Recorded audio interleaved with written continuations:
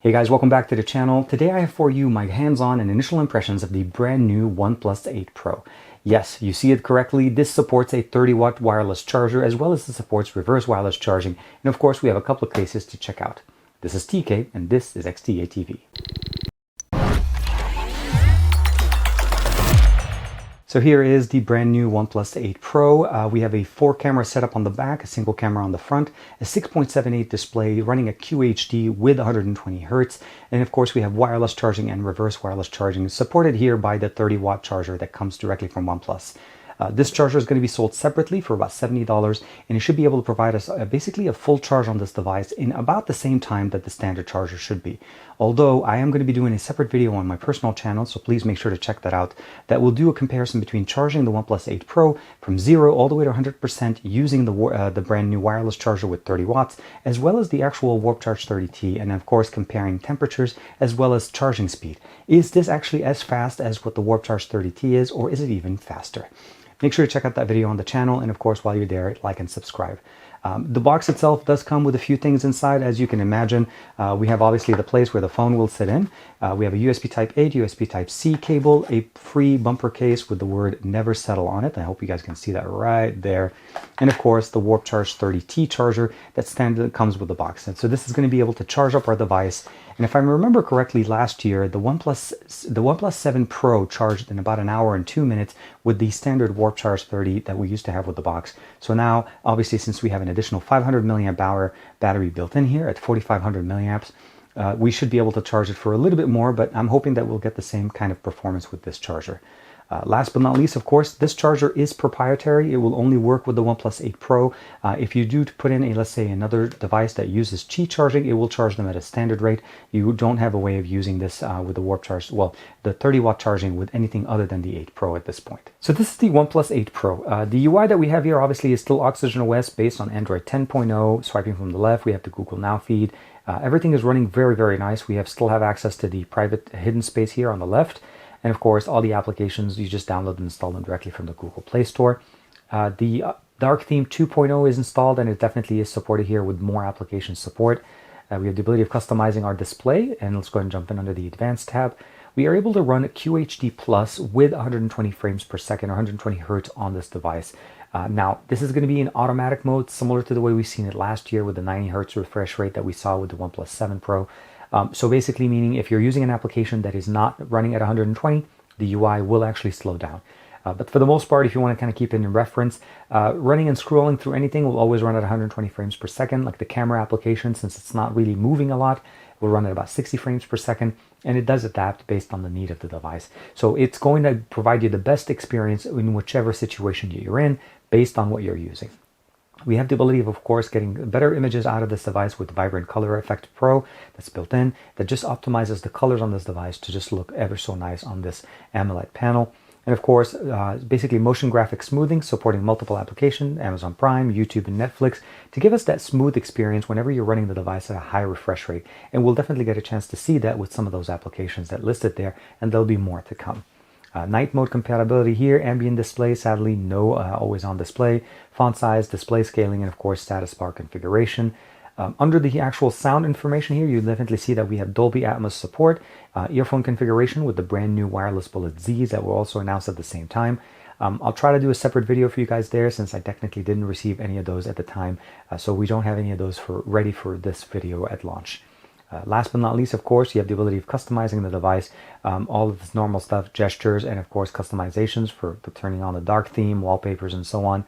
Location, battery, as I mentioned, 4,500 milliamp battery built in. We have 256 gigs of internal storage, UFS 3.0, with 8 or 12 gigabytes of RAM. So there's two different models available right now. If you're picking up the 12 gig model with the 256, that's going to be the $999 model version, whichever color you decide to pick up. There's going to be 3 different colors. There's the Onyx Black, the Ultramarine Blue, which is the one that we have here. And of course, there's going to be the Glacier Green, which is the third option available. The Pro will only be available through Amazon as well as OnePlus's website at $899 and $999 respectively for the 2 different configurations that they have available. It's not going to be available with any of the carriers, although it does support 5G with the X55 modem and the brand new Snapdragon 865.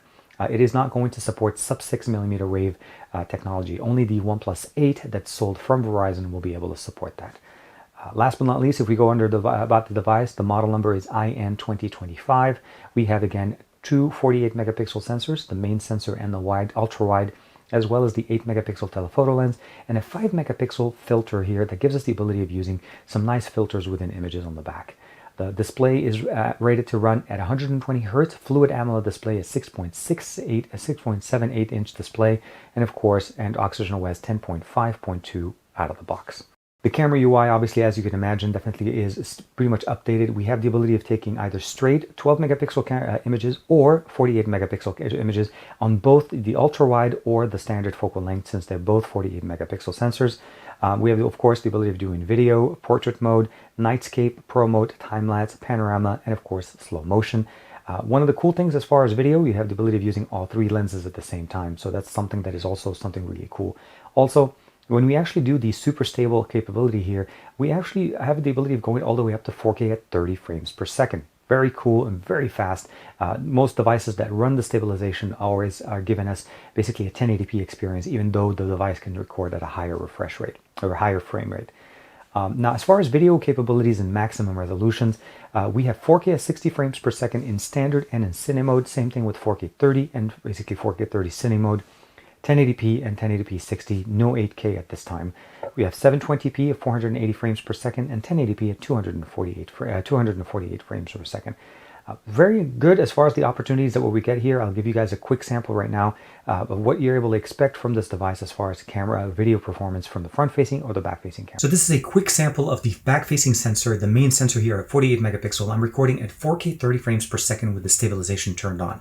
This should be a good example of audio and video from the brand new OnePlus 8 Pro. Switch over to the front-facing sensor, and in this situation, they actually give us a little bit of a light indicator. There's a ring around where the camera is, so you know exactly where to actually focus your eyes so that it looks like you're looking or you're talking to the person on the other side. Although the capabilities here are capped at 1080p at 30 frames per second, but definitely should be pretty good. And the stabilization option is not present on the front-facing sensor, only on the back-facing sensor. As you can imagine, gaming on this device is going to be a beast.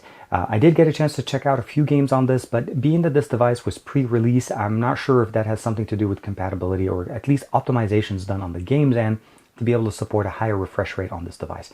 The maximum game refresh rate I was able to get on this was 60 frames per second, as I'm showing you guys with the game bench results right there. But I did actually test it out with different games on this device. And as you can see, PUBG ran really nicely, Fortnite at 60 frames per second, Real Racing 3, Dead Trigger 2, and of course, basically entered Dubdash and some of the other applications. This device should not disappoint whenever it comes to gaming. So the overall impressions of this device is definitely very positive. We have wireless charging and reverse wireless charging. We have an IP68 rating now that we haven't had in the past. Now, although we have a 4 quadruple camera setup on the back, the main sensors obviously are both 48 megapixel sensors, and of course we have the 8 megapixel telephoto lens and the color filter that's present on the back, capable of giving us some really good pictures. And I can definitely appreciate some of the new technologies done or new improvements that they've done directly within the camera application. 16 megapixel front-facing sensor, no always on display, but we do have an ambient display on here. I wish we would have had that. But the main thing that we want to keep in mind is everything about this device screams speed. From the internal UFS 3.0 storage to the display QHD at 120 frames per second. And of course, I wish we would have had 8K. That's something that maybe could be coming down the road with an update. As we know, the 865 is capable of doing it.